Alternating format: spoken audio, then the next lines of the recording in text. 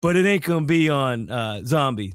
It's going to be on Changes for the performance. And just to make it clear, if Ozzy didn't die, you wouldn't have a Grammy. Just letting you know that right now. I mean, that's pretty much what they're saying, right? That's yes.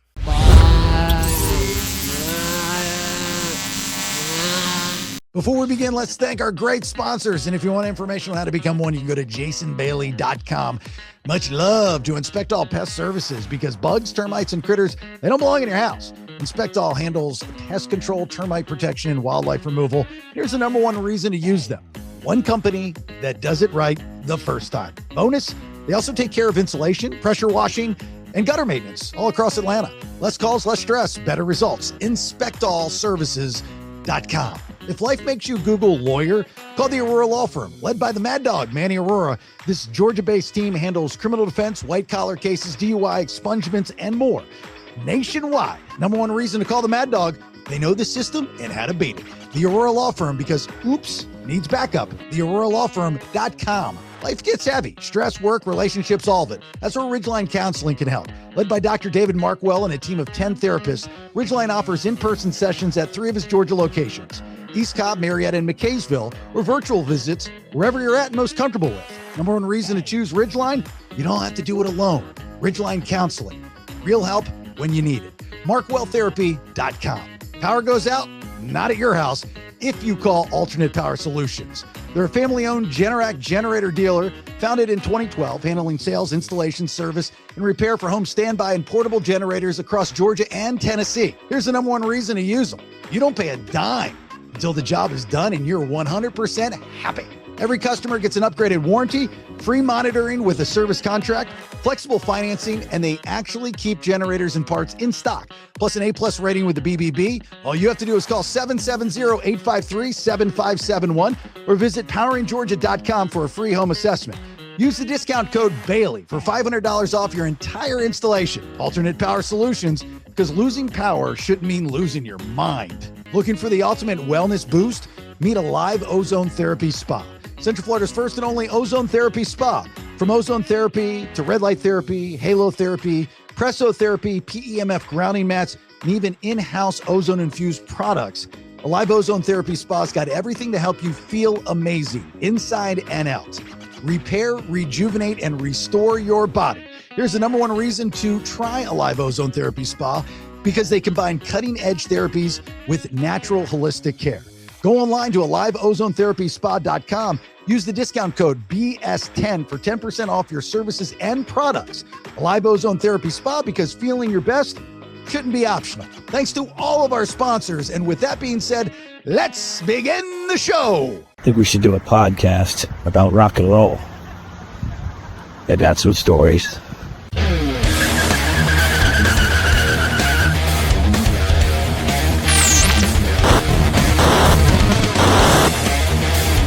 Yeah, let's do it. Welcome to the Vinyl Road Podcast. Yeah, there it is. Episode 35 of the Vinyl Road Podcast. Story about rock and roll, stories from the road, life, and everything in between. It is all on the BPX. That is the Bailey Podcast Exchange. 3 different shows, 5 days a week. Where are you at? JasonBailey.com. Make sure you subscribe so you get all of the episodes that are on the BPX. The merch store, Valentine's Day merch for all the shows, including this lovely one. So get your Rock Candy Vinyl Road Podcast heart shirt for Valentine's Day. And if you do buy any merch for the show, make sure you are posting it to the social media at the Vinyl Road Podcast on Instagram so we can like and share and clap and follow and snort lines and do all kinds of cool shit to your lovely post. That's what it's all about. All right. Thanks for being here. My name's Jason Bailey. There's the man himself, Mr. Brad Stewart. Hello, Brad. Hello, hello. Hello, hello. Hello, my honey. Hello, my baby. Hello, my ragtime gal. Ooh, man, this got some bass. Right off the stage of SeaWorld Orlando and into your car, home, television, or phone is the Saliva show. I thought it was a great show. I thought it was a really good show. I had a lot of fun. It was a lot of fun. It was, man. And you know, thankfully they did move it inside because we, you know, I think I told you our band and crew were already setting up on the big outside area. It's like 5,000. It's where Shamu was swimming shit, right? Okay. And so They're about an hour into it, and they were like, we're gonna move it inside. So they were a little bummed because they were, already setting shit up. But then it was like we were stoked though because it was fucking 8 degrees. It was cold out there, man. I was like, I've never been that cold in Orlando. Have you? Have you seen it get that cold in Orlando? No. It's like, so when people across the country that live in like northern states are like, shut up. I know. I'm sure they're gonna. It's not that cold, and I get it and I understand it because I've lived in those states before, so I understand. I've been to Alaska during the wintertime, so I get what cold is. Yeah. But, outside of being, Floridians not used to it, it's like a different cold because you get that wind that kicks up and blah, blah, blah, and our stuff's not used to it. That's why the pipes break. And, to answer your question, I can't remember the last time that I've been that cold in Orlando. It was pretty damn cold that day. It was. I think just also the humidity. It was the wet, just like a wet cold in your face with the wind blow. It was, dude. It's fucking dark. I don't know, man. But our guitar player, stage right, Josh. He's like, dude, it's -5 in Minnesota when I left. So then I was like, all right, I'm gonna shut up now.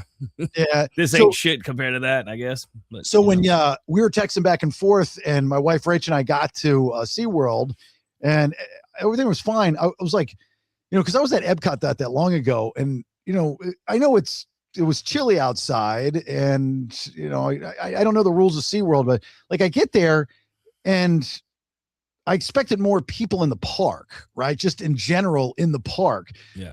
So I was confused, and then we park, no problem. We get right in, we walk, and then we find the Nautilus Theater where you guys were performing. Mm-hmm. That's when we were texting back and forth.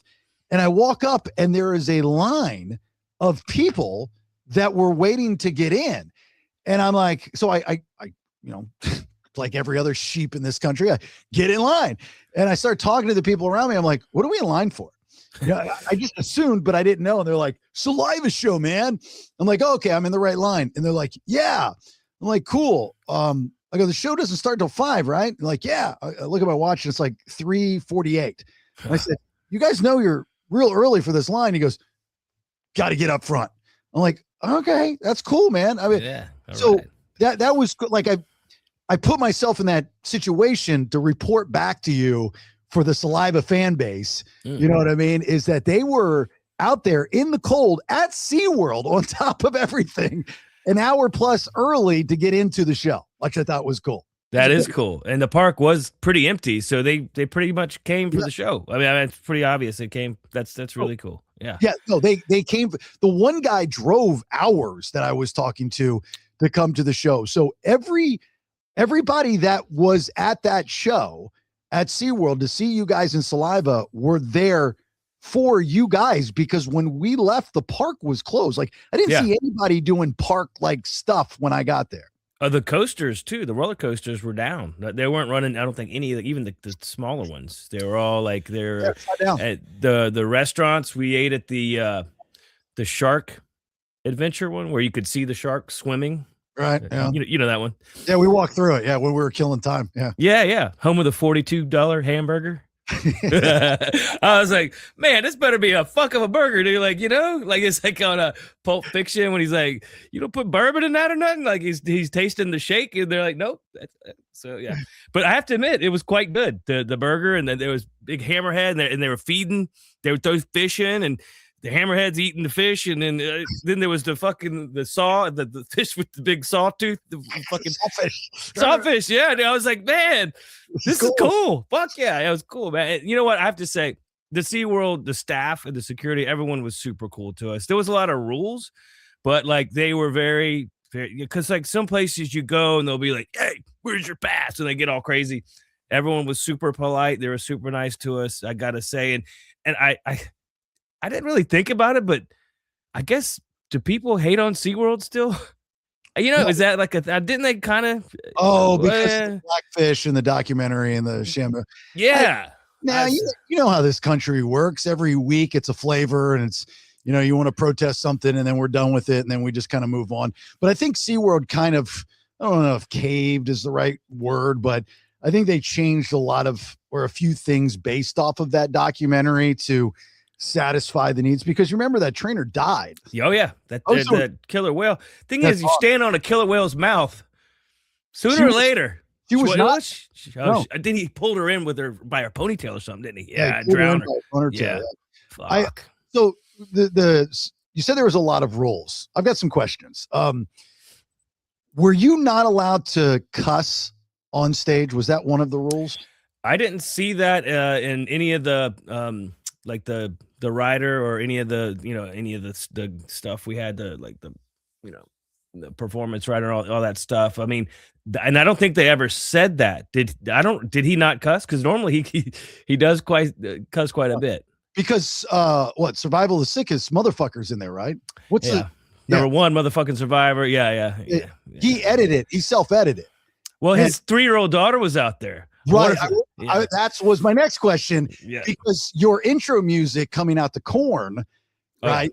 Yeah, I want to single say fuck that. Fuck that shit. Yeah. Right. So I'm going, I was surprised because you're still at a theme park, and I was like, interesting intro music. I got it. Cool. And all as I could think, me, the idea guy, and I did a good job. I didn't open my mouth at all to anyone while I was there. I'm getting better at that. But all as I could picture was, I was like, it'd be a great intro is us doing the podcast, the Vinyl Road podcast, and opening the show that way. I'm sure everybody would go for that, right? Just a simple pitch to Bobby, and everybody would be on board with that. But there was, the corn, fuck that, fuck this. And then Survival, and I'm going, he's self-editing. Yeah. And is he doing that because of the theme park? Or is he doing that for his extremely adorable daughter? If he was, I wasn't aware that it was, because we played fairs before and certain places, and they're like, hey, by the way, if you say even one bad word, we'll turn the power off. Basically, like it's serious in some places. They're like, look, we warned you, we told you, like you say, and it's tough because it's part of, you get into a thing and it's part of your shtick, kind of. You say it, and certain songs have it in there, stuff like that. So then you're having to really concentrate on not saying F or other stuff. So yeah, I don't know, and I didn't even notice that, honestly. It's so weird because I don't know.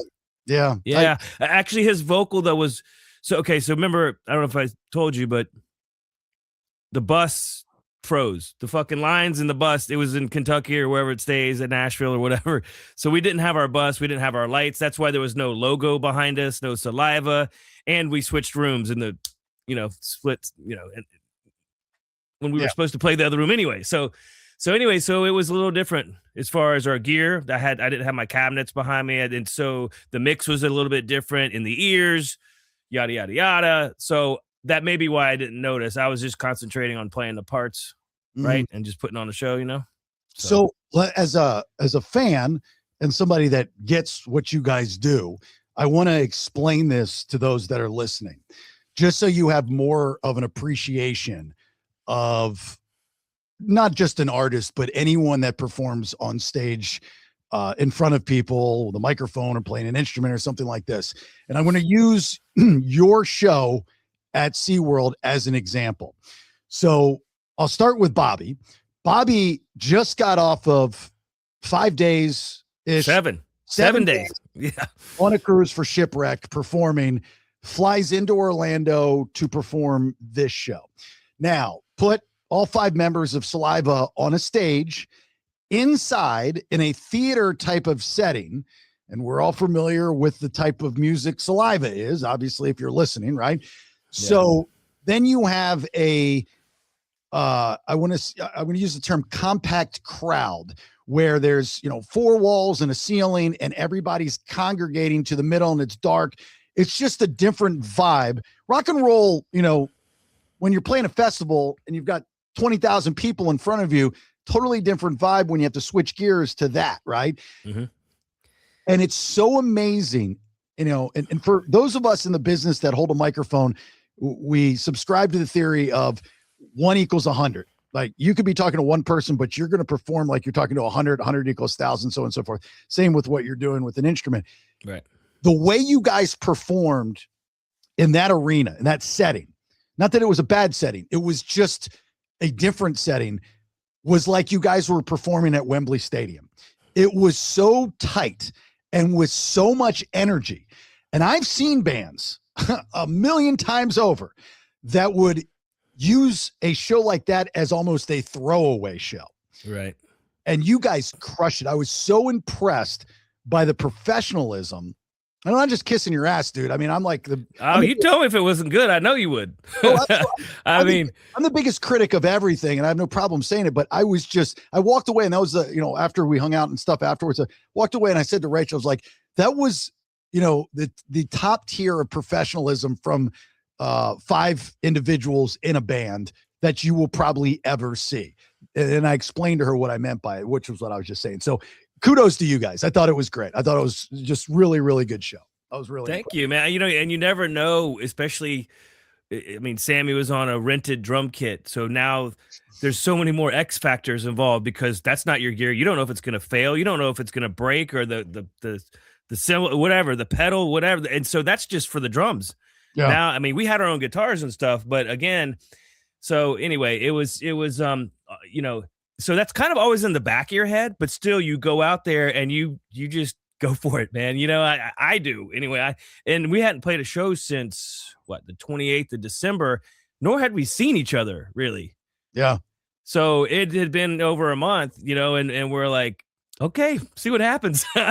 but I mean, thankfully it came off like we'd been out on the road, like road dogging it for months, which we had, but just not, we'd had some time off, Yeah. So it's cool to watch the switch, like watching you perform with a bass and you turn into, the rock star on stage. And, I'm watching you and you're doing all your cool moves and stuff, but it's real. It's organic. It's not fabricated. This is not a skit. This is not rehearsed. This isn't a show. You were just in the moment. And that goes for all members of the band. I'm catching myself to say all the guys in the band because of course, Sammy, but yeah. It was so cool to watch and see. And every time I see a band, whether I know them or not, it's better if I do know them because I know how they're thinking and what they're thinking. I was just so impressed. Not that I don't know how much that means to you or if you care, but it means a lot. And I do care. Absolutely, man. Cause I mean, if you're inside of something like this, sometimes you think you did great and people are like, it wasn't that good. And you're like, really? Why? And then they'll tell you why. And you're like, okay, we'll take that, we'll try to figure out and do it a little better. Or maybe it's, and that's usually like the song choices. They're like, why didn't you play this one? Why didn't you play that one? Or like, right. Because we didn't play Crowd Goes Wild. And I can't believe you knew we weren't going to play that one, though. But I was waiting for you to bust my ass about that shit. Yeah, I was going to say something at the end and I forgot, actually. Oh, it's all good. Yeah, because we had that conversation a long time ago. We did. And yes. My advice to Bobby of that part in the song, because I think it's a great song, is, when it breaks down and then it comes out, the crowd goes wild. And I haven't seen the guy since, I brought you guys to Orlando for the podcast in Boris. Oh, yeah. I blubbed it, man. I didn't even bring it up. I didn't say that because I saw him before the show too. I was like, could have said something there and I didn't even say anything. So you should have reminded me. Man, it's yeah. And, we actually, for that, so our band usually doesn't play longer than 70 minutes. We just don't. I mean, since I've been in the band, so now 11 years, I don't know any show we've played longer than 75 minutes. But sometimes these contracts for these shows, they want you to play 75 to 90 minutes. And I'm like, that ain't happening. 90 minutes of Saliva. What the fuck we got to get up there and just start doing some Grateful Dead tunes? Like, that's a long fucking time for our band. And because I feel like it's better to pack it in with the energy and be high energy, no filler bullshit, and just crush. I agree. Instead of putting a bunch of shit in there to make it, to make it go longer. And then it's just like, people are like, okay, where's click, click, boom? Mm-hmm. It starts getting like that, and I don't know, man. I think I hit it hard, hit it and make it count. You know what I mean? Like, yeah. I don't know. Well, I love playing the deep cuts, but anyway. The montage, was that the filler? The medley? No, we've been doing that medley. Well, the Michael Jackson song was released on Universal Republic on that record, Love Lies and Therapy, and then so the Eminem song is out there too, the whole version. Mm. And what we would do is on the third song, we would switch that song out. So now we're doing Linkin Park. Before we were doing Bulls on Parade. We like Rage Against the Machine on that in that spot. Fuck, what were we doing before that? I can't remember what we were doing before that. But yeah, so I mean, that's just like a crowd pleaser. Yeah, you're missing a decade though, because you guys don't go to the 80s. Man, you're right. Okay. Do you have any requests? What from the 80s? I mean, fuck, let's do some It's So Easy or something, some Guns. Hell yeah, all day. I'd love to do that shit. That'd be bad. Yeah. So here's the thing is, so before you guys went on stage at SeaWorld and Bobby came into your room and we started talking and I asked him about Shipwrecked and stuff and Shipwrecked. Yeah. What I'd be on. Fucking right. Yeah. No shit. Shipwrecked. And he goes, oh, you would have liked it. I did. You Want to Get Rocked, from Def Leppard. Def Leppard. Oh shit. It's yeah. An underappreciated album, very bubblegum, but a very underappreciated album and a song. And I'm like, oh, out of all the songs that that was not on my bingo card today to wake up and say Bobby did Want to Get Rocked. Just nobody talks about that song. And Want to Get Rocked. What a great song, dude. You pull out some of those from the 80s. I mean, you could do a Poison, He Knows Warrant. I mean, Bobby's a fan of the 80s. He knows Warrant. Yeah. You could do Firehouse. You could do, Bon Jovi. You can do all kinds of stuff. Some Motley Crue. Motley Crue, yeah, of course. Yeah, sure. Yeah, I mean, definitely Journey.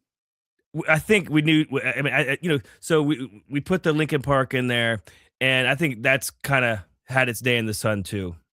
So I think we definitely for this year there needs to be another song in that third part there. I will. Okay, I can't help it. I got to. I'm going to make one suggestion. Okay, go ahead. Okay, because in that medley, you guys do a really cool version of Phil Collins In the Air Tonight. And you're thinking of Dope Ride. So there's some other shit going on in Dope Ride. Take a ride in the Dope Ride. Right. So in the middle of that song, we go into Pink Floyd. We do Air Tonight and Pink Floyd. Right. So, and then it kicks back into to the rest of Dope Ride. So the medley though is the three songs together. So Eminem, Michael Jackson, and Linkin Park. So two different instances there. Yeah, but you did Phil Collins In the Air Tonight. We did. So you don't like that one? You don't like that song? No. I'm just making sure we're on the same page. It was done. I did. It was done. Correct. Yeah. Okay. So when anyone listens to Phil Collins In the Air Tonight or somebody cover it like you guys did and did very well, you can't play. Nobody cares about any other part of that song other than the drum solo. I mean, that's the part. So what if you because you that was at the beginning of the melody.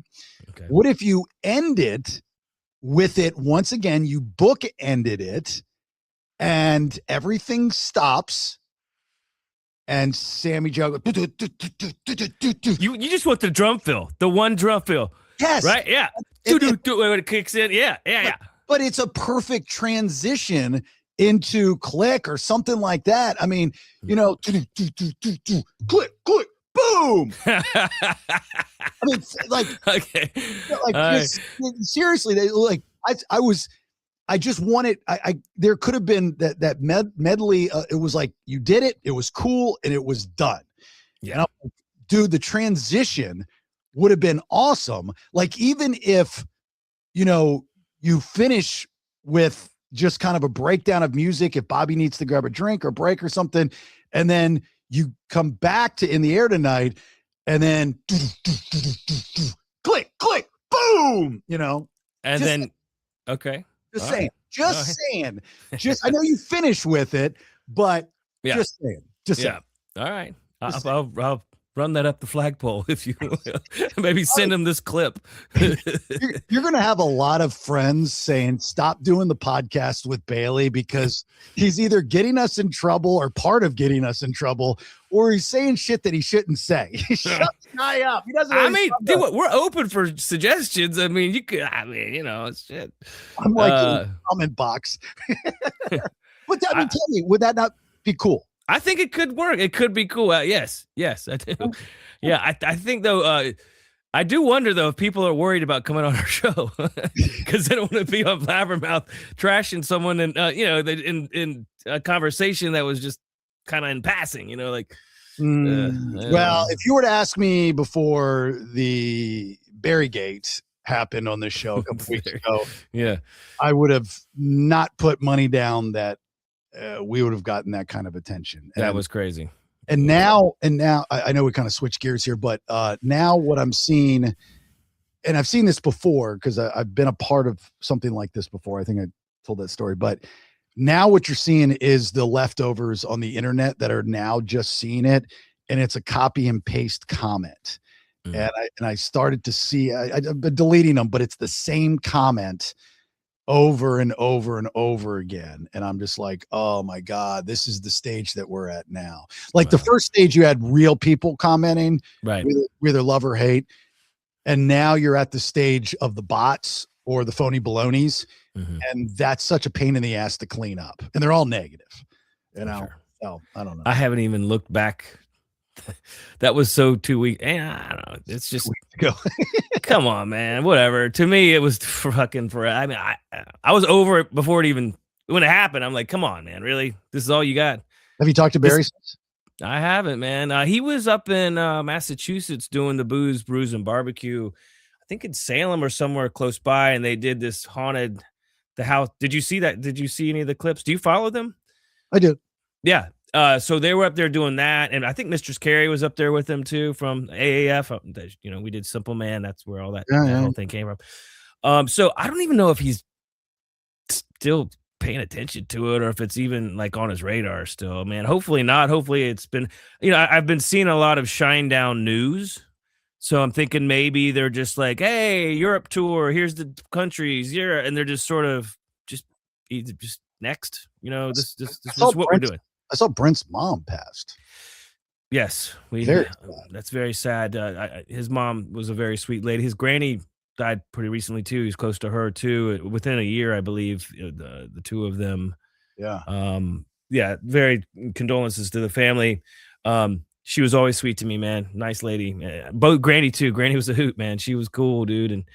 And of course, I hadn't seen her, either one of them, in years. So that's tough. Sad. Yeah, I saw that and I was like, oof, that's a rough one, brother. I'm sorry to hear that. And what do you say? You post, prayer hands and love heart, and it is what it is. I didn't even know. I think Lyric posted, his son, because we had found out about it like the next day from a friend of the band, and we were like immediately sent him messages, and I think he was just like probably being bombarded, Yeah, in a good way by of course, but he was probably just and it's your mom, dude. Like that's tough, bro. Yeah. I lost my brother and my father within 6 months of each other, so I completely understand. That was 2015. I mean, but that shit ain't easy, dude. And I feel bad for him. I feel bad for that's. Yeah. I mean, it happens eventually. I mean, you draw the timeline out long enough. I wish I was getting out of here alive, dude, but it's just very sad when it's. I wish I had family members that cared enough about me and I cared enough about them to have those sad stories, but unfortunately I don't, so I can only imagine how tough it is. My grandmother was it. And outside of that, I ain't really got much else out there. So, but yeah, that's you too, man. I mean, that's tough. That short period of time. I've been through that though. I lost like 5 people when I was in my 20s close to me, including dogs, on like 5 months. And dude, I've told this story on my other shows before, in my radio shows back in the day, but without getting into it, cause we'll move on. But like at the end of it, I had this surreal moment at my buddy's funeral, and it was like God talked to me. And ever since then, I've had such a different perspective on death. And like the idea is that we're put here for a purpose that we may or may not ever know of, but he knows. And once we've achieved that purpose, it's time for us to leave. Yeah. And it like, dude, it was, sun came out, rainy day. I stopped crying and the whole shebangers. That was like 30. Yeah, almost 30 years. Almost 30 years ago. So I never thought that since. But anyway, if you do talk to Barry, If you could text me back, that'd be nice. I just don't want him to be mad at me. I know I don't want him to be mad at me either, dude. I mean, I think once maybe a little more time goes by, then it's gonna be okay. You know? Yeah, and it's also like the more time that goes by, the more I think that, yeah, it's fine, but like just acknowledge me that I reached out to you. That's all. No, I know, and I'm glad you did directly, and that was.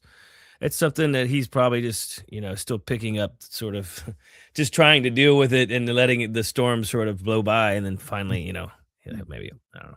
So I've got questions for you. One in particular, because I know you want to talk about the Grammys and that's cool because there's a lot to talk about with the Grammys. But, Shinedown was, I mean, we've talked about this before, never a big award show band as far as, the Grammys and those types of shows. I mean, they'll do the radio award shows, but those for the most part are all fixed. When you were with Shinedown, did you guys ever go to the Grammys or any of the award shows? Never the Grammys, but I think the Billboard, we did some award shows, like the Spike TV Awards. We actually kind of went up there on stage and introduced God of War, the video game, Yeah. And so I mean, we're so new and just trying to even get fans and people to give a shit that earning an award was like, I'd been shocked if we would have won anything, but we would go, like but not like the Grammys or the Oscars, anything that big. It was like, you like the label management didn't ever try to get you guys into those just to show face? They did, but I'm trying to think of the ones we actually did go to, because man, that's been 25.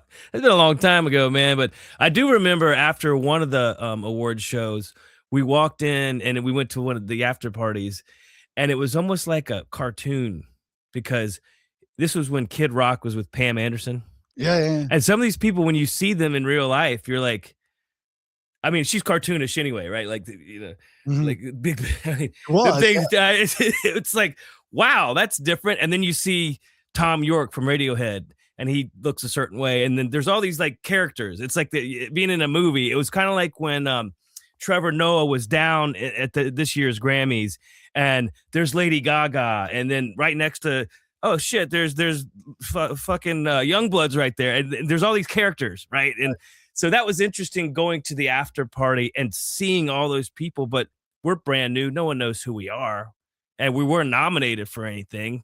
So you're just kind of like, how you doing? Like, I wouldn't gonna go up to Pam. No, actually, one of them, the Spike TV Awards, I went up to Carmen Electra because she was, presenting an award too, and because she was over there learning her lines, right? And I was like, I mean, and this is back in, this is 20-something years ago, right? Bro. I always just thought she was hot. I don't know, whatever. So I just wanted to say hello. Of course, I'm married and shit. I ain't doing that. But I just walk over there and, hey, I just want to say hello, Brad. Like immediately security, like fucking. Really? Yeah, they're like, nope. Just fucking shut it down. Like I couldn't even say hello, basically, like just for a second or whatever. What you have to do is be like, hey, I know Fred, man. I know Durst, dude. We're Jacksonville boys. Duval, Foreman. That's true. No, I don't think that would have went over well. That's right. She dated him too. Yeah. Anyway, it was very short-lived, but it was whatever. She was very nice, but the security people weren't. Yeah, that's I remember when this was the mid 90s, I just gotten into radio, and I think I was flying back from Maryland from my grandmother's funeral, oddly enough. And I was in BWI, Baltimore Washington International Airport. And I was in the bar, and I'm sitting down, and I look across the bar, and I see Mike Tyson in like this booth by himself. And he's got this very large man in front of the entrance to this booth. And I still new to radio, but as a producer at the time, my job was to talk to these people and all that, hey, throw yourself out there. So yeah. I walked over there and I started going into the booth, and this large man gets in front of me, and I said, excuse me, I just want to talk to Mike real quick. And he goes, You've got to be kidding me. Yeah, dude. Ain't nothing. No. And Mike kind of pokes his head out and he goes, "Hey man, what you want?" And I was like, "Hey man," I was like he was supposed to know, but man, I was so confident and so arrogant. I was like, "Man, I'm Buckethead, dude. I do radio in Orlando." Like he's supposed to be, "Oh shit." Well, come on in. Let's hang out. Ask me some questions. Yeah. He kind of looks me up and down. He's like, "Oh man, come on in." And so I went in and I got his autograph on a menu. And since then, I have no idea where it's at. Oh man, that's cool though. You got to meet him. And was this before he had the? Oh yeah, dude. This is like 97. Oh, okay. Yeah. Yeah, it's like 97, dude. This is a long time ago. Yeah, so I get the vibe, but that was the only one that you guys or you personally were involved with. Billboard Awards. I don't think they had. It wasn't called iHeart back then. Maybe it was the radio music. Man, remember, dude? Like I was when Leave a Whisper came out. Even though I was in the band a couple years, we started the band a couple years before it came out. I was out of there by early 07, man. I was like two record cycles. That was it. I mean, and since then they've been, of course, all over the thing, you know, like yeah, but you see these bands, I mean, that have one album out and they're at these award shows. That's true. That's true. Ours wasn't exactly flying off the shelves though. It was a slower build, man. I mean, it took a while to get to platinum. And then once we did, they're like, all right, next record, you can take 2 weeks off. That was what we had. Remember? Yeah. But one would think that your management, label, whomever would say, "Hey, look, we're all in on the Shinedown band. Let's get them to these awards and just have them meet people and walk around and get them on camera and have pictures taken." Stuff. We have to remember that our publicist, there was two guys, Glenn and Nick. I won't say their last names, but they just didn't know what to do with us, man. I mean, they when we went to the Spike TV Awards, it was like red carpet, and I don't know that we'd ever really done much red carpet, if any at all. And they're telling the guys walking with us, telling these people who we are, and they're like, "Next, no, never heard of them." Next, like they don't. I mean, there's the pictures of Jason, and he's flipping the bird. I don't know if you've seen some of these. There's like stock, like Getty images of the band. That's from that event because.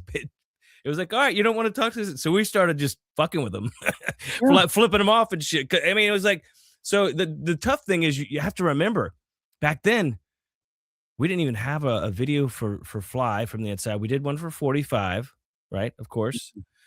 Simple Man, of course, didn't have one for Burning Bright. And it's not like we were plastered all over the Rolling Stone either, dude. Like the press, we had very limited press. We had a lot of radio. We did, yes. But we did not have. And Brent would always bitch at him about it. He'd be like, "Dude, like, fucking, are you embarrassed of us?" Or like, but they had like bands like Kill Hannah and Billy Talent, and they were plastering them all over these, you know, just gave them, but they were like considered cool bands. And they were like, but also we were not considered cool, dude. I mean, maybe a little bit cool. I don't know. You guys had the same management at the time as Three Doors Down. We did. Yeah. And Three Doors Down became a crossover band, like right out of the gates. You know, especially with When I'm Gone and really When I'm Gone was the big, I think, crossover hit, not so much Kryptonite, but you would think the wrestling theory, and which I buy into, which everybody should buy into, is that you groom the next one up and you take the success of whom you have now, because that will only last a certain amount of time, and you will then pass the torch down. With the success and notoriety, especially FaceTime, MTV with Three Doors, you would think that they would showcase Three Doors and then ask Three Doors to spotlight you guys. I mean, that's what I would have done. Well, they had their own. They had their own issues with press. Do you want to hear a quick story? A Bill McGathy story? It was actually pretty good. Yeah. So you know, they have a publicist, and you know the Three Doors guys, they're like from Mississippi, and like they have super thick Southern accents, right? You know, so their publicist, you know, Bill would be like pushing their publicist, be like, "Hey man, we got to get these guys more press," and they're like, "Yeah, but we can't understand them like when they're being interviewed because they talk so they have these long drawn out accents and stuff." And Bill was like, "Who gives a fuck? That makes them real. Like that makes it like a real thing." So some time goes by and Kryptonite I mean, it's like you can't escape it. It's huge, right? And the band had like a great, they out of the gates, they were already in a couple buses just from that hit, right? So Bill has another conversation with them. Bill, of course, the band's manager. And he goes, they said the same thing. Yeah.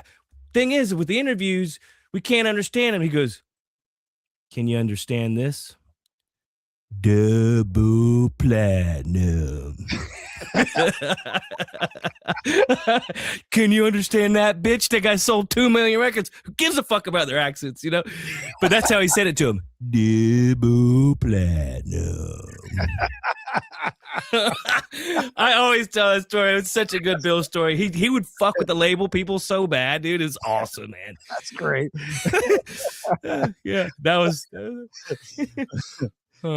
Well, Brad, love him to death, and I wish I knew more about his health right now. It's been very secretive and all that stuff. But and I think the world of Brad Arnold from Three Doors Down. There's no doubt about it. But as far as an interview guy, and Brad's always been a guy that if I reached out to him, he's always done the interview. There's no doubt about it. Yeah. But he is that good old boy, very humble, very selfless, not a bragger. And I mean, if you're bullshitting with him outside of a microphone or on stage, like just dude to dude, he's a chatty Cathy. He's a talky, and he's likes to talk knives and guns and all kinds of hunting and all kinds of good old boy stuff.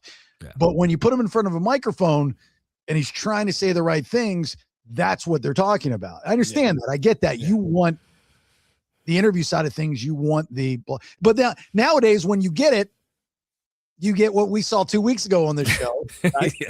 He bites you in the ass one way or the other. Or, I mean, that's not what they want to hear. Going back to the SeaWorld thing, I filmed the dolphin. There was a dolphin. And he was in the tank, of course. And I feel bad for the dolphin because he's in captivity. I get that part. However, he is fed well and he's treated right, I would hope, at this point after they went through all that other shit. But he was bored. It was like, it must have been like a young one because he didn't have any toys in there or nothing. But he found this leaf that had fallen in and he's flipping the leaf up and down and all this shit. And I'm sitting there like, yeah, that's cute, man. The dolphin's being fun and playful, just doing its thing or whatever. And then I was like, well, I guess I would post that, but some fuckface is going to say some shit about it. So now I'm finding myself not posting shit because of that kind of thing. You know what I mean? And I'm just like, let that happen, brother. You can't do that. I know, but I was like, you know what? I don't want to deal with it. It was a moment I had. I saw it, and it was something that I thought was cool, and I was just like, fuck it. I'm just going to keep it to myself, man. Yeah, I'm so sick of that shit. Be an optimist poster, I mean, like you could say the same thing about, again, the show at SeaWorld. At the end, Bobby's adorable little girl was there. And she had her little headphones on. She was next to me, had her sparkly jacket on. Just, I mean, the cutest freaking little, I mean, as a girl dad myself and now an empty nester, my little girl was that age at one time. And I miss it every day more than anyone will ever know. Yeah. And to see Bobby the rock star up there waving at her, doing his thing, and then brings her up on stage and just so she can be a part. And I guess that's the first time she's done that, be a part of what daddy does. I mean, you could have some gearheads back in the day, old school rockers go, "We do a rock show, man." Who gives a shit? That was a moment, dude. We're human beings with families and we love them. And we do this to make a living, to provide for our families. That was a moment. That was a cool moment, but somebody would hate on that. But it doesn't matter what they say because it was too beautiful of a moment. Too beautiful. It was. And, I didn't have the energy just to deal with it. Like, you know what? I thought it was a cool moment. Those are beautiful animals. And again, I see both sides of it. But these days, it's just annoying. Yeah. I don't know. It's fucking stupid. But all right. The Grammys. Dude. Scale of 1 to 10. 10 being the most amazing television you've ever watched, to 1 being cringeworthy, as my kids would say. That's cringeworthy. Yeah. There were moments. Of course, there were moments that I was like, that's good. And there were moments where I was like, what the fuck is happening? Why is he back in Bad Bunny's face again? Like trying to ask him questions like, does he even speak English? He barely, like, did you see that part? I don't know. It's all bit. I mean, it was. I know it's planned. I was getting then the people come out flamenco guitars. No, I get it, but it was still like, it still felt really awkward. Yeah, like just forced, awkward. Like, and then at the end of it, it wasn't that funny and that. I know. No.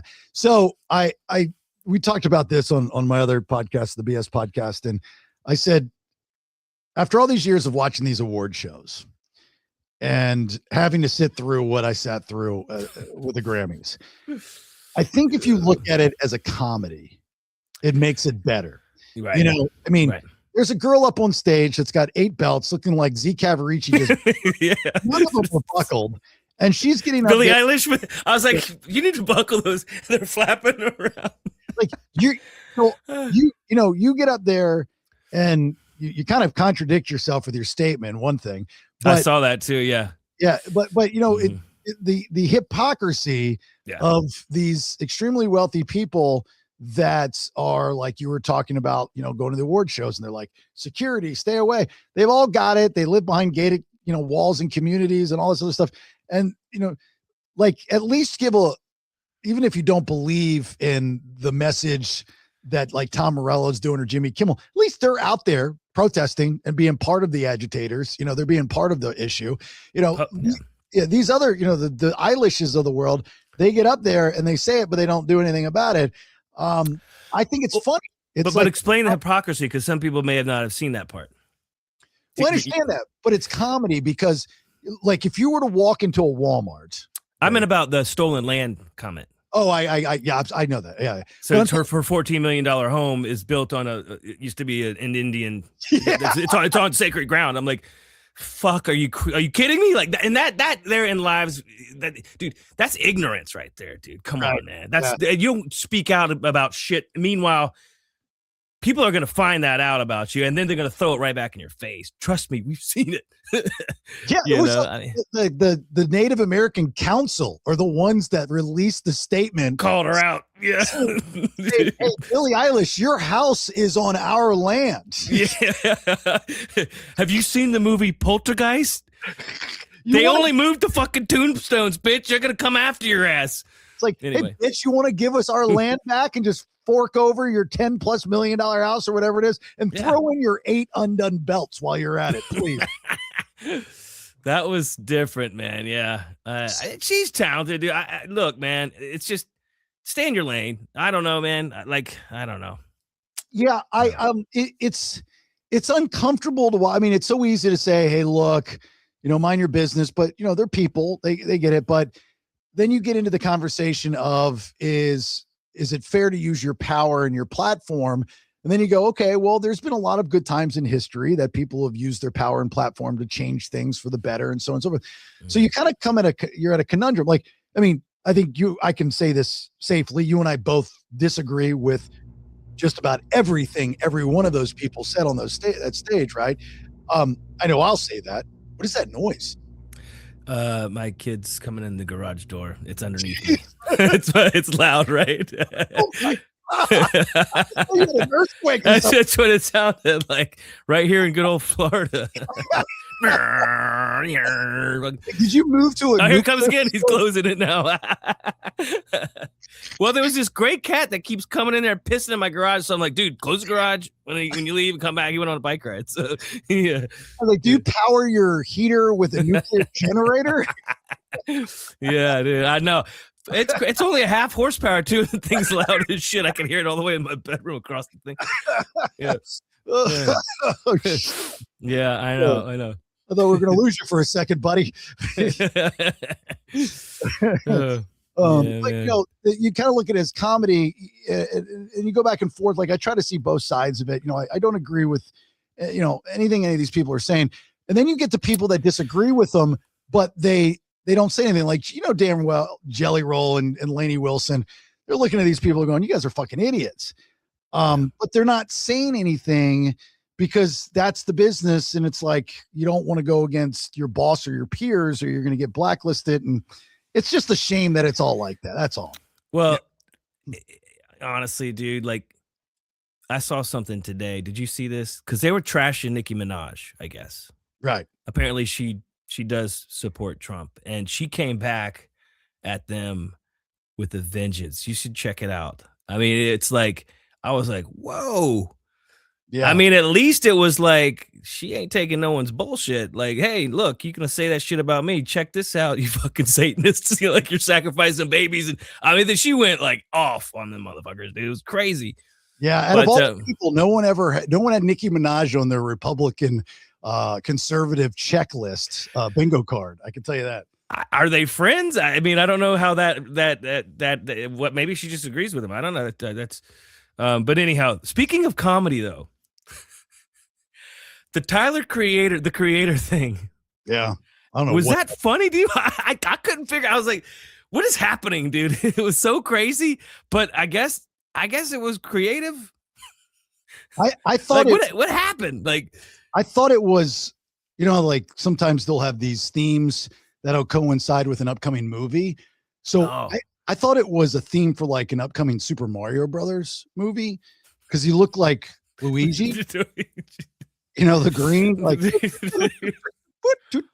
when he got in the Ferrari or the fake Testarossa and then ran the guy over, and then the people with the crazy hair came out to try to help the guy. But meanwhile, the car wasn't even close to him. And who was the fat white guy that came out of the gas station? Like, how did he get that gig? I don't know. And then there was the other girl that was kind of over there. Like, what was she doing there? Like, I was very confused. Very, very, very. We were cracking up because we were just so like, we were just confused, man. My wife and I were watching it. We were just like trying to figure out what happened, what was the point of the thing, And then you had Justin Bieber with, I mean, are you talking about the most narcissistic performance ever? The dude sits there in his underwear with a mirror and he looks at himself and he does, the old loop machine thing. I'm going, you can't play. I mean, are you trying to show us that you're a musician? If you were, you'd play the fucking guitar throughout the entire song instead of loop it and do the whole Ed Sheeran thing. I mean, that's the gimmick's already been done. He was acting like when Trevor Noah was by him, like right. He was acting weird, right? Like he was kind of like, he wouldn't look, he'd always be looking down and he kind of seemed a little bit off, like mentally or something, like he was going through some weird shit. And then it was funny though. He's like, Trevor Noah's like, one false move and out comes Captain Winky in those boxers.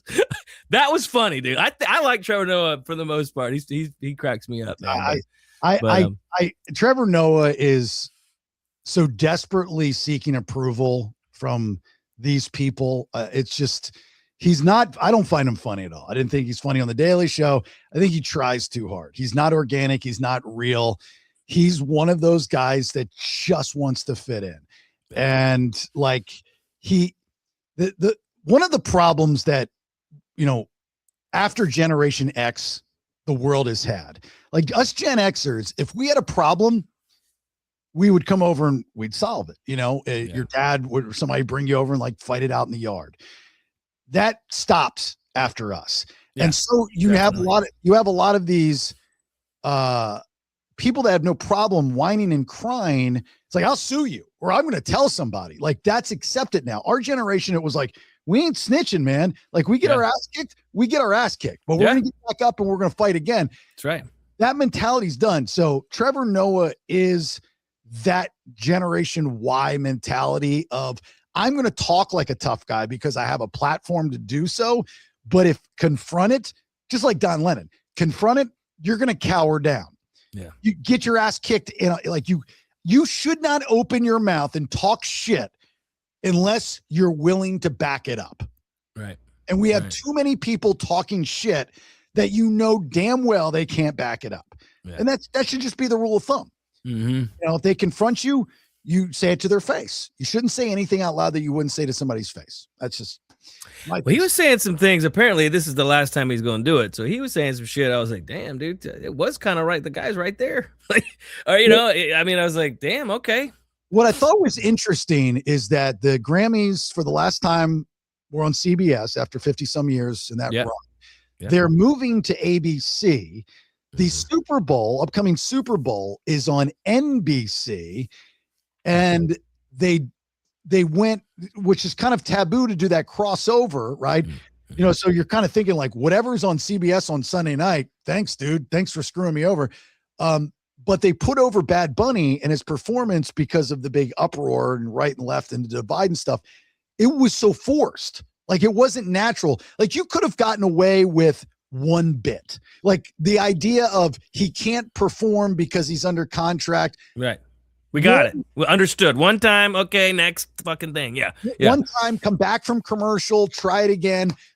And then, you know, bring out the trumpet players or whatever, and you're done. Yeah. But it just went on and on and on and on. You know, just like stop. It's just so bad. It was just like I said. It was cringe worthy. My kids used to say it just was like the comedy. It was awkward. It was just, but it wasn't that funny. And even then, I'm like, you hear hammering the point home, and then finally he's saying a little bit of it, and I'm just like. That's it, man. That was the whole that was the payoff here, bro. Come on, man. Like, I don't know. It was just so he could sing along with them and show off that he knows Spanish, but then he acted like he didn't know Spanish, but he knew the lyrics. I don't know, man. I don't know. Lady Gaga, though. The fuck was that? The bird cage on her, dude. And then when she got up there, I was like, she was like the way she was talking. I'm like, is she that fucking cocaine is hitting in or something, man? She was jacked up, bro. I mean, maybe it was from because she just performed, whatever it was. But I'm like, man, she was pretty jacked up, right? And poor Cher looked like she had Alzheimer's. You know, she got up there. It was weird, you know. So again, if you didn't watch it, Cher gets up at the end to introduce the album of the year, which is the last award of the night. It's the biggest award, so on and so forth. Yeah. So they bring Cher out there and they play in the background. She comes out and then she brags about, I was the first to use iTunes. And actually back in those days, we called it this and this and that. And then out of nowhere, Trevor Noah walks up to her, gives her a Grammy, like a pretty big Grammy, like a lifetime achievement, like a pretty big deal. Yeah. And then she gives this long speech that just dragged on that never ended because she was supposed to, I guess, accept the award, say thanks, and then give the nomination. So she walks off stage and then Trevor Noah comes back and says, hey, Cher, can you come back and announce it was so poorly produced and so poorly run. Yeah. And she looked like an idiot. She looked like they looked like they were picking on the old lady is what they did. Yeah. It was bad.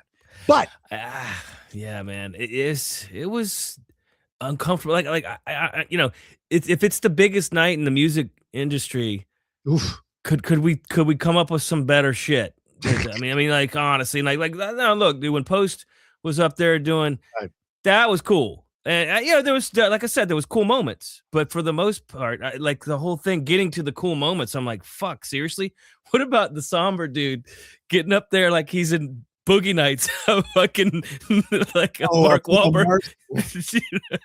I was like, whoa, man, like nice fucking threads, bro. I mean, it was pretty ripping. Oh man. The most organic and real moment of the night was the In Memoriam.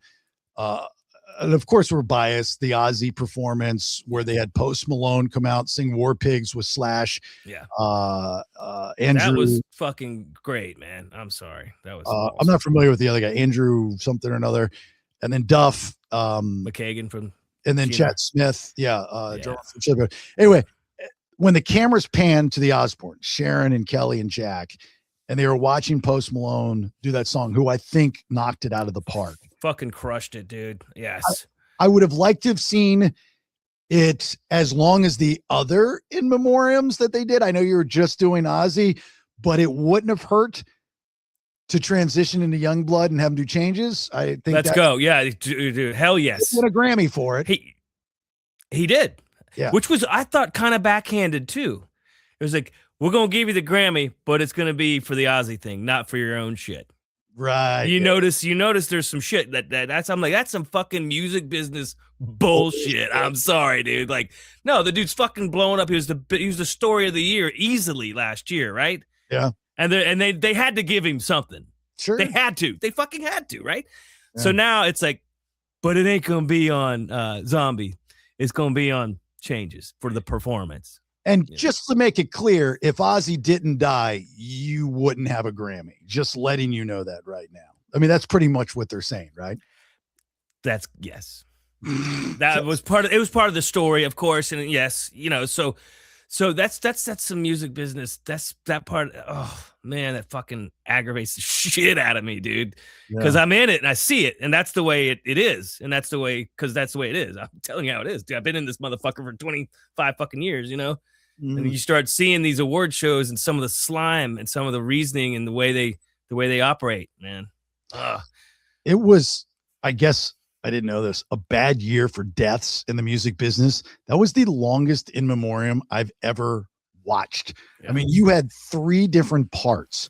You had the Reba McEntire, Brandy Carlisle, like they sang for the not so known people that died in the industry. Oh, I'm sorry, 4 parts, because the prelude to all that was Bruce Springsteen mumbling over a eulogy for Brian Wilson of the Beach Boys. Beach Boys, yeah. Then you roll into Post Malone doing the Ozzy tribute. Then you roll into anyone that's not white singing on stage for anyone that died that wasn't white.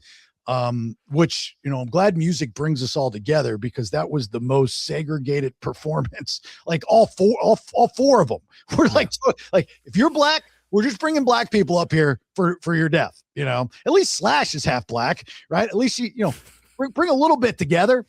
It's the hypocrisy. And then you get the guy at the end. Music brings us all together, but man, I tell you what, go out there and fight and protest and cause havoc and agitate, but bring together by me. Shut the fuck up, you hypocritical, lying sons of bitch bastards. All fucking liars. Makes me hate you. And I hate that, because I like a lot of the music, but I just don't want to hear all this other shit that goes with it. Just play me a song, make me happy, make me sad. No, it's especially if you're screaming for unity, but then you're putting the performers in their categories right in front of us. You know what I'm saying? Yeah, like you're saying that we should all be unified or unified against the Orange Man or the Pumpkin or whatever they call them. But then you're actually dividing everybody right there in front of our fucking eyes, but depending on what music they're playing, right? That's pretty fucking weird to me. Yeah, I don't know, man. Meanwhile, the way people voted was very different this last time. Yeah, that included minorities voting a certain way, but I'm not going to go there, because God on here comes the fucking bullshit. You variegated it. Did rock and roll, like, who even won the Grammy? Did I see Turnstile? Maybe Turnstile won a couple Grammys, dude. Like, and then The Cure won for alternative. I think fucking so Youngblood won for the performance. Who else? Turnstile won at least 2 Grammys, dude. That's huge. Yeah, good for them. Yeah, that's huge for that band, right? Yeah, that's big time shit, dude. Yeah, I mean that's next level stuff. That's when you make your money and you're good the rest of your days. I guess. Here's the thing: if you're their agent and their manager, you can go, "Oh, we're Turnstile is going to be in this area of the country. We're doing a tour, la la la la." Now it's the Grammy award-winning Turnstile. It just puts you. How much more money a show do you get? I don't know if I could put a dollar amount on it, but I can guarantee you it's a lot. Yeah, a couple zeros. Yeah, I would imagine. I mean, that's a big honor. It's a big deal, dude. I mean, fuck. There's a lot of bands that were legendary bands that never won a Grammy. Right. Yeah, I remember watching Kings of Leon when they won I think it was a Grammy for Best New Artist or something like that. And that was the last time that I think I've ever watched an award show where there was throughout the show a representation of rock. I mean, you go back to the day, right? When in the 80s, especially, I mean, those are the greatest, when rock ruled. Yeah. And, you had Drunk High, Motley Crue, Guns N' Roses up on stage cussing on normal television with no delay. Yeah. And that was expected. That's rock. Close your eyes. You don't want to see that. Rock was rebellious then. Yeah. Rock is not the rebellious format anymore. It's not the genre. I mean, the rock stars that we have now that we see, they're industry puppets. because they want to make it. They want to make it big, and they do care about the money and the paycheck. I think older rock stars did it for different reasons. Didn't care if they were poor or broke. They just wanted people to hear their music. I think it's a two total different. Would you agree? Two total different mindset with upcoming Absolutely. rock stars versus old school rock stars. Upcoming rock stars are like, besides like Radke, Falling in Reverse. Yeah. He'll actually speak out and fuck with people. I mean, at least, but I mean, that's like one guy out of how many brand new bands are out there that no one says shit. They don't rock the boat. They don't want to get canceled. Basically, they don't want their career to end before it starts. Now, back in the day, those guys didn't give a fuck, man. They would say whatever they wanted to say, and they would rock the boat. And I mean, but you got to imagine, I don't know, man. It's weird because now, like, the gatekeepers aren't what they used to be, right? Gatekeepers to the industry, right? Used to, you had to have a record deal and a contract because it was so expensive to record in a real studio. You couldn't go on your laptop and make a Grammy award-winning song, right? Because you didn't have a laptop. You had to go into had the SSL console or an Eve or something, and you had to have a producer, and you had had to have a label that believed in you enough to even fund a record, right? Like, I was actually like the Shinedown band, like we were I feel like one of the last rock bands to go through that process that way. Yeah. In the early 2000s, because we went to Henson Studios in Hollywood, and we went into, Studio D, where they recorded Nothing Shocking, Jane's Addiction, and other songs. And there's a fucking 48 or 64 channel gigantic mixing console. And, it was a real studio, and that was expensive, and, nowadays guys are doing it in the box, we call it. They're doing records without any of that shit. And they're recording the drums and you have an AI write the shit for you too. Yeah. So there's that part. But nowadays the labels have all merged into each other. Mm-hmm. Right? There's like 3 labels as far as the majors go, right? Yeah, I think that the rock stars today, and I'm not saying everybody, but for the most part, this is just my opinion, is that it's the idea of being a musician, not necessarily a rock star, but if you are in the rock genre, is that you're being a musician, and it's going to open doors for you to do other things. And versus, look, all I want to do is sing rock and roll.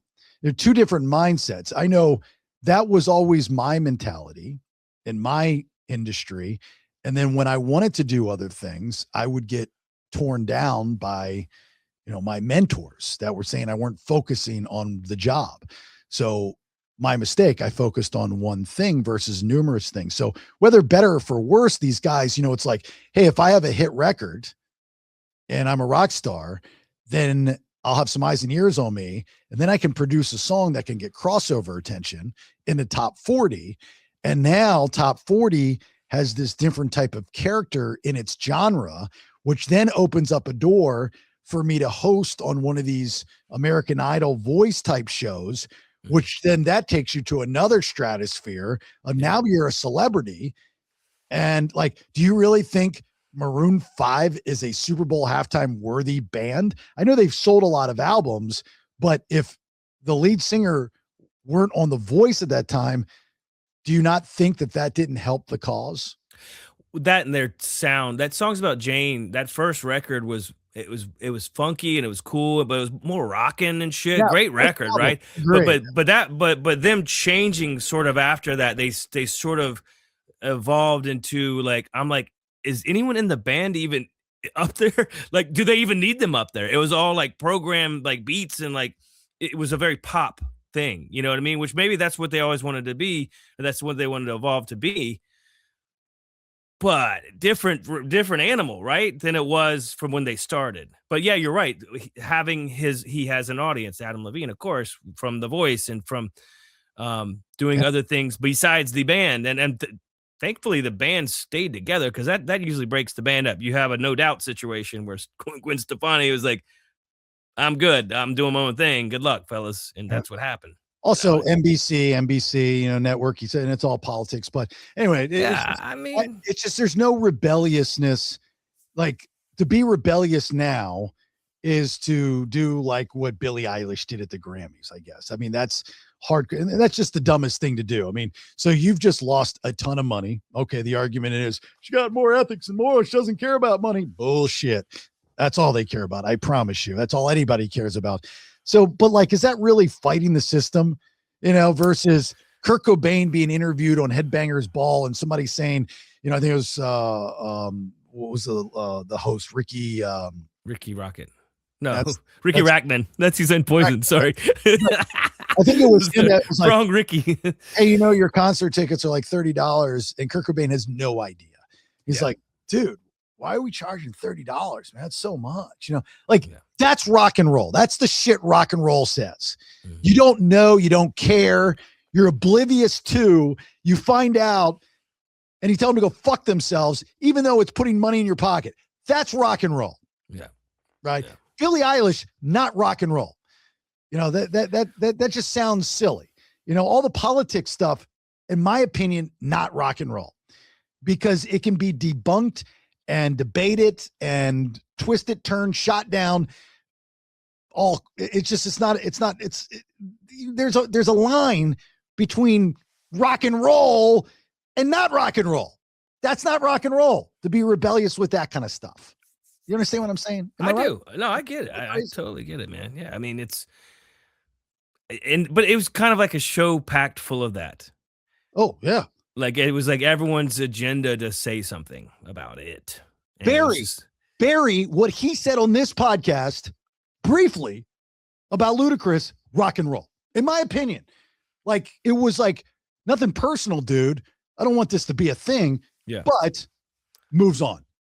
Because he doesn't care, because he's a rock and roll guy, but he's going to speak his mind. He's going to say it, his 2 cents, and he moves on.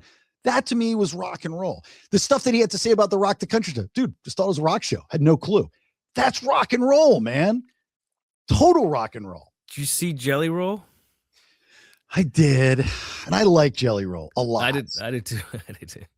I thought it was, so there's 2 Jelly Roll moments. There's the the first one. When he was asked about ice. No. When he did I thought that was when he won the award. When he won the award and he went on the Bible, the Jesus thing. Yeah. It was a lot. I'm fine with it. It's cool because I believe that he believes it. I do believe he believes it too. And that sets him apart from the other people that's giving glory to God. I'm like, you just saying that, or you really actually go to church and give a shit?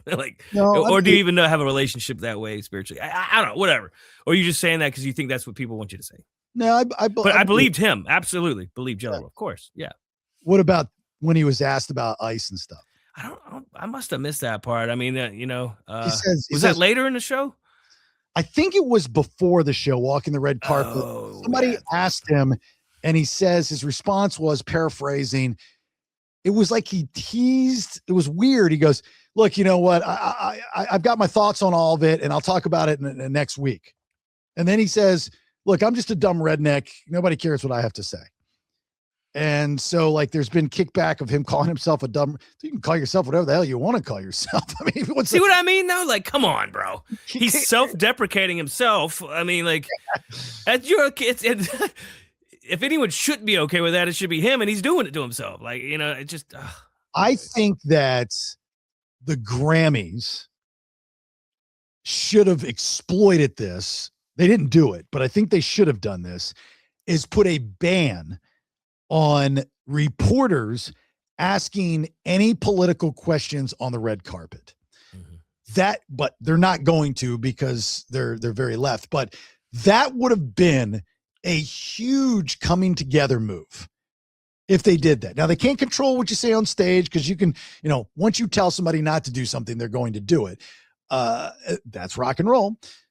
But for the reporters, for the scrubs, if they would have at least said, we have a rule, no political questions, nobody wants to answer them, I think that would have been a classy move. A classy move. And then that gives the reporters an excuse. Why didn't you ask them about this? Because they all want the clickbait. They all want the little thing. They're wasting their time with a lot of these people. Like Gene Simmons is like, dude, why are you asking me? I'm a guy that gets paid to stick my tongue out for a living. Spit fake blood for fuck's sake, and Yeah, pretend like we're singing to shit. why the fuck are you asking me these questions? So that would have been a cool move.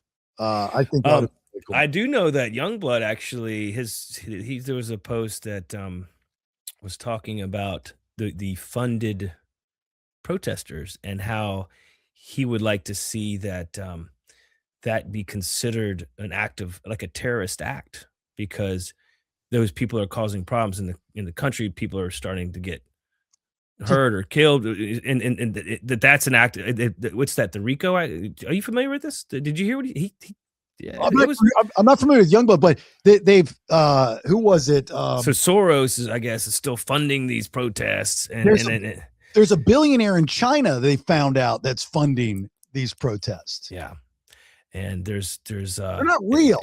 No, and they're trying to destabilize us and divide us from within, and try to fucking make America burn from within, of course. And they're using the media and every other tactic they know how to pay people to do this shit.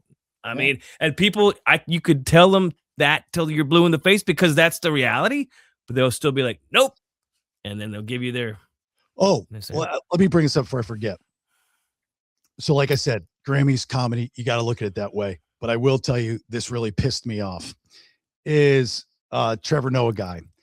I forget who he was talking about. I think one of the pop singer girls, maybe somebody, about how much they're doing to lower the cost of ticket sales, blah, blah, blah, blah, blah, blah. Just went on and on and on.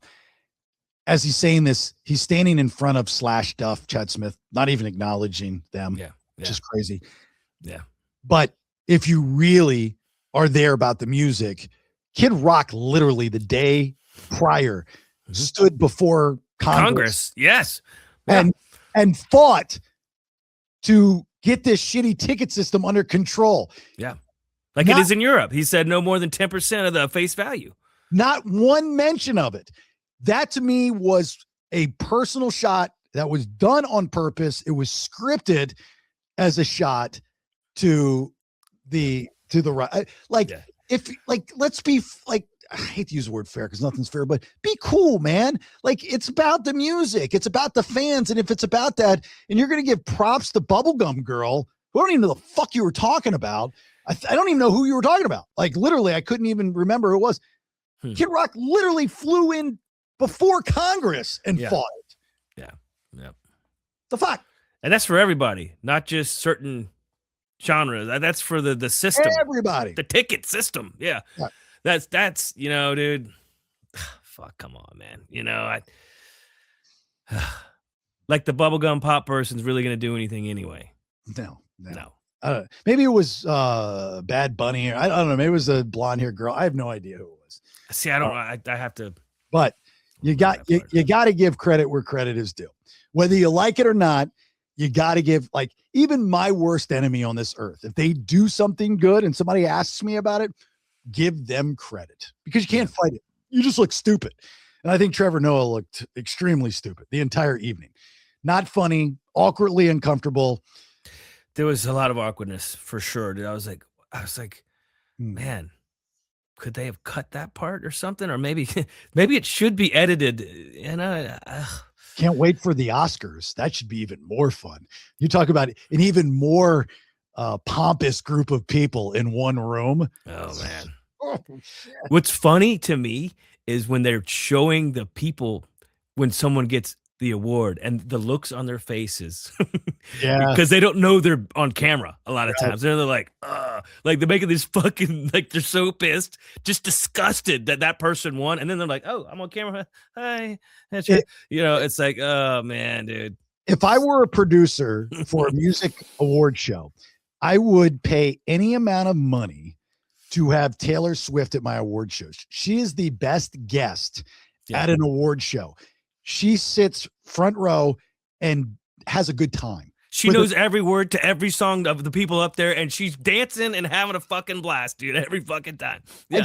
And she's bringing her like OG friends from high school. Yeah. And they're having a good time. And her mom and shit or something. Yeah. Say what you want to say about Taylor Swift and I'm a Swiftie. And that girl at every award show is having a good time. Every time the camera pans, She's singing, she's dancing, she's supporting her peers. There's no hate, no nothing. Even when she got railroaded by Kanye, during that MTV Beyonce thing, she still handled it with class. Didn't phase her. No, it didn't phase her one bit, dude. I was like, man, she still has a smile on her face. She was stunned a bit and puzzled, but you're right. She shook that shit right off, dude, man. Yeah. Taylor Swift is the ultimate award show guest because she's always having a good time, and she could probably buckle that fat bitch's belts if given the opportunity. There was a buckle on each one of the sides. I mean, there were some holes. It was buckleable. Well, I mean, you had like 8 chances too, at least to get one right. They're like snakes playing out there, dude. I don't know. Somebody said they're like, dude, this is gonna look cool. You're gonna look like a afraid baseball. Like, just have all these little things, because it's like when you're heavy, and she's a heavy girl, you're not supposed to wear stripes horizontally.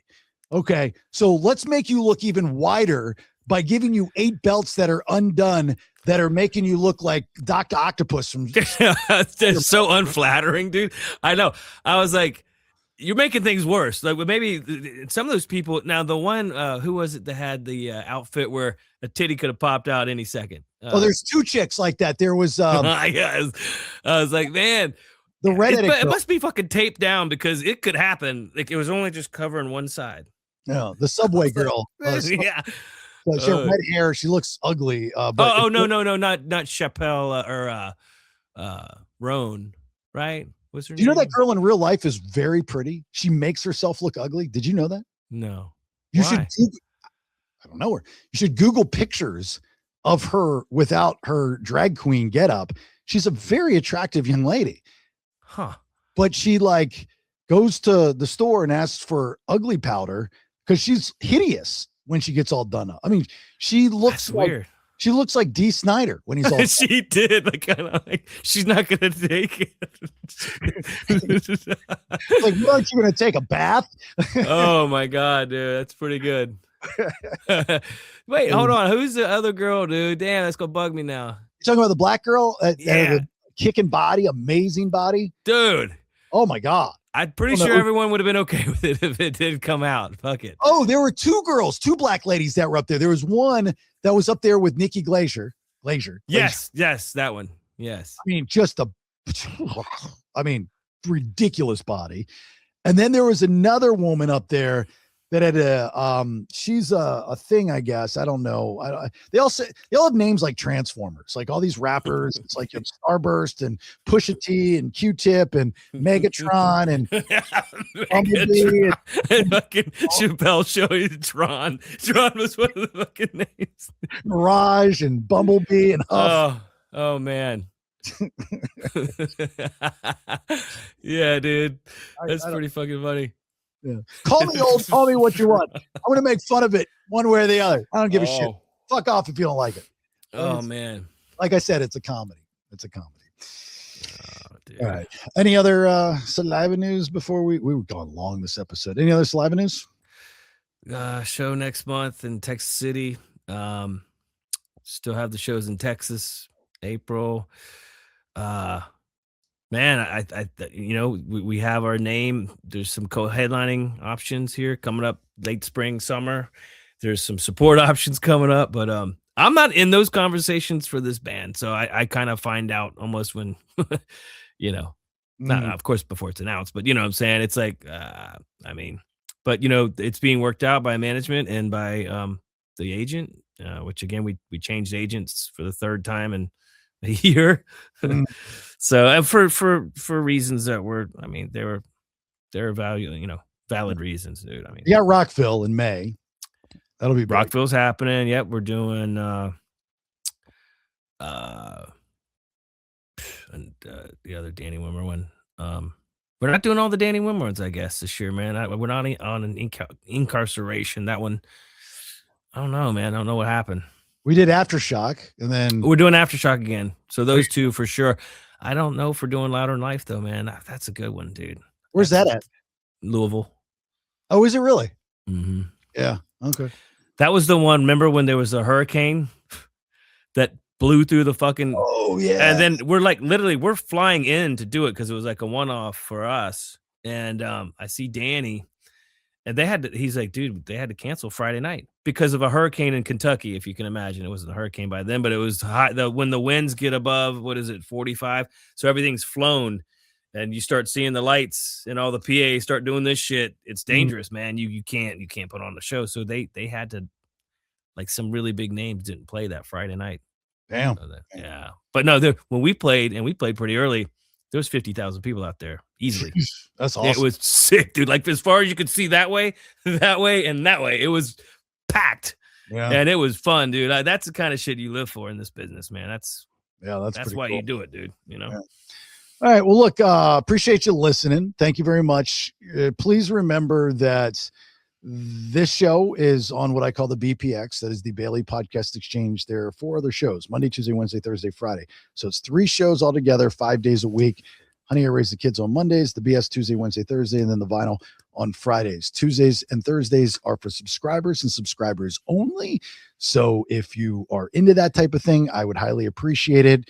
Help me, eat. JasonBailey.com. You can go and subscribe.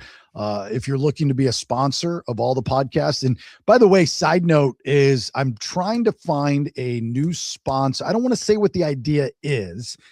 I've stolen the idea. Not that it's a big idea or a big deal.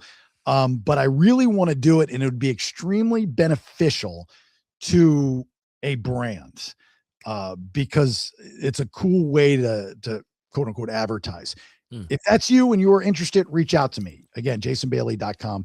All my information is there. Get some merch. Valentine's Day is right around the corner. There's some new Valentine's Day merch for all the shows, especially the Vinyl Road, where it says Rock Candy. It's pretty cool. It's got a candy heart. The black and yellow looks really, really cool. So I believe there's going to be a sale coming up here, if not going on already. So make sure you're following us on social media, and I'll let you know. But you can always, again, check JasonBailey.com. Thank you for listening. Bradley, do you got anything before we get out? Just always my normal thing. Gratitude. Thank you all for listening. And, we talk about a bunch of different shit on here, and I know it doesn't always, y'all typically will message me when you don't like what the fuck's going on, but you know what, man, we're doing our thing, and we're people, and we're just, hey man, we talk about our love of music, and we're appreciative of the fans, and we hope that, it's all about the music, and we can just, rock and roll, man. We had a Spinal Tap moment when we were at SeaWorld. We're like trying to find the stage, the back entrance, because there's all these curtains and shit. That was fucking hilarious, man. I was like, "Which way to the stage, man?" Like, turned around. Oh, this is over here. Like, yes.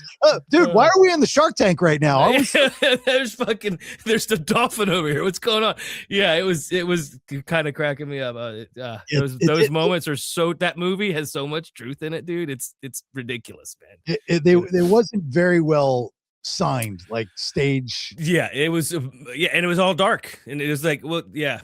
Because we did move venues though midday, so and then we played at 5, so there wasn't a whole lot of room to I guess, or a whole lot of time to fucking map it out, It's like all of us when we exited, your room to go to our seats, instead of going back the way we came in, which would have been these doors stage right, we ended up on stage, and that's what I'm talking about. We were like, hey, wait, I got to be on this side. What the fuck? I literally walked by the drum kit in order to get down to my seats. I was like, I think we took a wrong turn. And Albuquerque. Yeah. Oh, Bugs Bunny. All right. Look, thanks for listening. Thanks for all the support. We love you. We love you. If you're going to be doing some drinking, I understand. I get it. If you've had too much to drink, please don't get behind the wheel of a car. I've lost way too many friends like that. I do not want to see that happen to you. Sure the shit. Don't be posting on social media, or you will lose a lot of friends like that. All right. Yeah, got it. All right. We'll talk to you soon. And bye. I think we should do a podcast about rock and roll. I got some stories. That's it for this episode. Check out JasonBailey.com for more shows. Until next time. And the Grammy goes to Brad. 3 different shows, 5 days a week, 1 feed, details, and to subscribe, JasonBailey.com.